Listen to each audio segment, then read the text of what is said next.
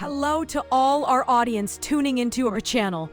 We're so glad to have you with us. Stay tuned for exciting content. Let's get started. Fish Mooney finds herself in a mysterious prison-like facility alongside other captives. When confronted by threatening men, she demonstrates her fierce nature by warning them that anyone who approaches her will face deadly consequences. Her intimidating presence and strategic thinking immediately establish her as someone not to be underestimated, even in captivity. Her confident demeanor and threats suggest she's prepared to fight for dominance in this hostile environment. Detective Jim Gordon enjoys a romantic dinner with Dr. Leslie Tompkins on their third date. Their relationship appears to be progressing well, with Gordon noting they haven't discussed work once during the evening. However, the night takes an unexpected turn when Leslie reveals she's been offered a new position as the medical examiner at the GCPD, meaning she'll be working directly with Gordon. While Gordon initially suggested she work there, the reality of mixing their professional and personal lives creates new complications. Leslie seems uncertain about how this change will affect their budding relationship, ending the evening on a note of anticipation and concern. The GCPD investigates a disturbing murder case involving Gennaro Marks, a 63-year-old high school English teacher who has been killed with precise surgical incisions. The victim's adrenal glands have been removed, matching the pattern of a previous murder. Detective Gordon questions what the killer could be doing with the harvested organs. Meanwhile, disturbing scenes show someone in distress, suggesting the killer is conducting experiments or rituals involving fear and adrenaline. The chapter establishes a serial killer storyline centered around the harvesting of adrenal glands, hinting at someone with medical knowledge who has a specific purpose for these organs related to fear and human physiology. Young Bruce Wayne prepares for a solo hiking trip that was traditionally done with his father. Alfred expresses concern about Bruce going alone, but respects his decision to carry on the family tradition. Bruce insists he'll be fine and promises to return before dark, though Alfred notes it won't be the same without his father. Meanwhile, Oswald Cobblepot meets with crime boss Carmine Falcone, seeking protection from Sal Maroni, who wants to kill him. Falcone offers Oswald control of Fish Mooney's former nightclub in exchange for his loyalty and service. This arrangement marks Oswald's transition from a spy working between criminal factions to openly aligning with Falcone's organization, giving him legitimate power and protection while requiring him to renovate and reopen the profitable establishment. The investigation into the adrenal gland murders leads Gordon and Bullock to identify the killer as Gerald Crane, a biology teacher who has been missing for 3 weeks. Dr. Leslie Tompkins, now working as the GCPD's medical examiner, helps analyze the case.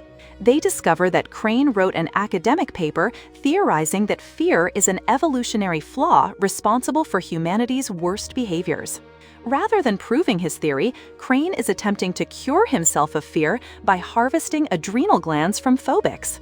He targets people with extreme fears, terrifies them to spike their adrenaline production, then kills them to extract the fear-inducing hormones. The investigation reveals that Crane has developed protocols for 2 subjects, himself and a mysterious Subject B, suggesting he plans to test his fear-curing serum on someone else, likely his young son Jonathan. Gerald Crane continues his horrific experiments, successfully testing his fear-eliminating serum on himself and preparing to use it on his son Jonathan. Meanwhile, Sal Maroni confronts Carmine Falcone about his protection of Oswald Cobblepot, threatening to kill the Penguin despite their friendship. Falcone negotiates by offering Maroni a significant prize, the corrupt judge Stanley Turnbull, whom he has kidnapped and drugged. This gives Maroni leverage over the powerful judge, while satisfying his need for revenge against Falcone's organization. Oswald prepares for the grand reopening of his nightclub, viewing it as his moment to establish himself as a legitimate power in Gotham's criminal underworld. The chapter showcases the complex negotiations and power struggles between Gotham's crime families, with each faction seeking advantages through manipulation, kidnapping, and strategic alliances. Gerald Crane prepares to inject his son Jonathan with the fear-eliminating serum, despite the boy's obvious terror and reluctance. The chapter reveals the tragic backstory behind Crane's obsession with fear. His wife Karen died in a house fire years earlier, not a car accident as he previously claimed. Crane was in the house with young Jonathan when the fire occurred, but failed to save his wife, leaving him consumed with guilt and shame over his fear-induced paralysis. This traumatic event drives his current mission to eliminate fear from humanity, starting with himself and his son.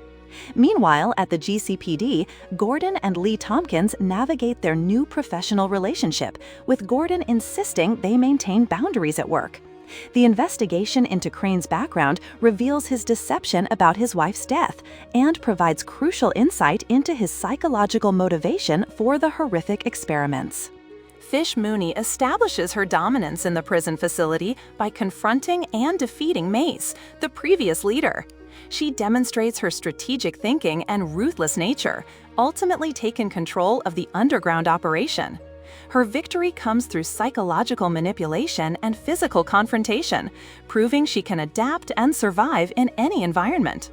Meanwhile, Gordon and Bullock close in on Gerald Crane's location as he attempts to complete his final experiment on his son Jonathan.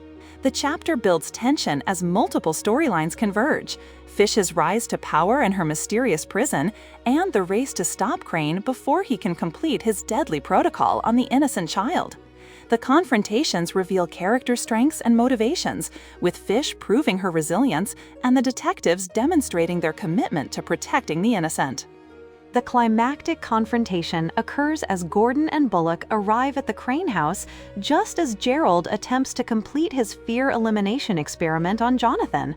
Despite Jonathan's pleas and the police presence, Crane injects his son with a massive overdose of his fear-eliminating serum, believing it's the only way to save him.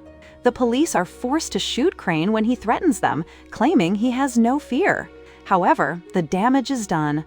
Young Jonathan has received a potentially lethal dose of concentrated fear hormones. Gordon manages to get medical help for the boy, but the effects of his father's experiment are severe. Meanwhile, Bruce Wayne and Alfred complete their hiking tradition, with Alfred providing support and companionship during Bruce's attempt to honor his father's memory. The chapter concludes the Crane storyline with tragic consequences, while showing the importance of family bonds and support systems. The episode concludes with various character arcs reaching resolution or new beginnings. Oswald successfully opens his nightclub to great fanfare, establishing himself as a legitimate power in Gotham's criminal underworld. However, Sal Maroni arrives to remind him that his protection depends entirely on Falcone's continued health and power. At the hospital, doctors reveal that Jonathan Crane survived the massive hormone injection, but with devastating consequences. His brain shows he's trapped in a constant state of intense terror that may never fade. The boy's condition represents the ultimate horror of his father's obsession with fear. Gordon and Leslie's relationship continues to develop as they navigate their professional and personal boundaries, with Gordon asking her to attend a circus with him. The chapter ends with ominous hints about Fish's situation as someone returns to the prison facility having had their eyes removed, suggesting darker experiments or punishments await. The episode concludes with multiple storylines set up for future development while showing the lasting consequences of the fear-based crimes.